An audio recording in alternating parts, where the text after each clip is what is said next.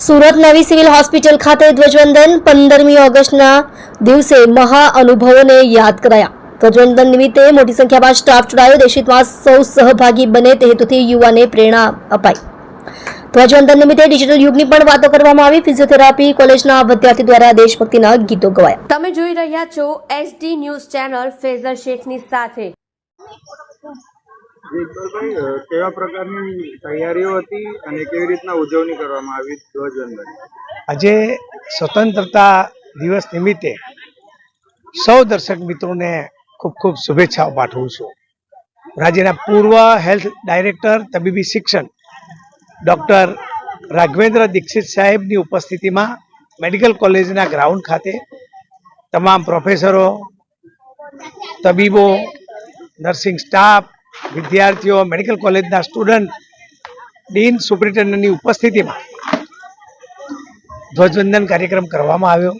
વિદ્યાર્થીઓએ દેશભક્તિના ગીતો ગાયા, મીઠાઈ વેચી અને ડૉક્ટર દીક્ષિત સાહેબે ખૂબ સુંદર અને સારું જે વક્તવ્ય આપ્યું, તેમાં ખાસ કરીને કોરોના કાળ હોય કે આપત્તિ સમય હોય અને આ મેડિકલ કોલેજની આખી ગાથા, આનો ઇતિહાસ ખૂબ જૂનો છે, એથી અનેક તબીબો પાસ થઈને ગયા છે, ત્યારે સૌને શુભેચ્છાઓ પાઠવું છું। નર્સિંગ સ્ટાફ એ પણ એક તિરંગા સાડીમાં સજ્જ કાર્યક્રમમાં ઉપસ્થિત રહ્યા। સિક્યુરિટી ગાર્ડ અને હોમગાર્ડના ગાર્ડ પણ ઉપસ્થિત રહી રાષ્ટ્રગીત સાથે ધ્વજ ફરકાયો। આન બાન સાથે ભારત માતા કી જય, વંદે માતરમના જય ઘોષ સાથે આ કાર્યક્રમ સંપન્ન કરવામાં આવ્યો।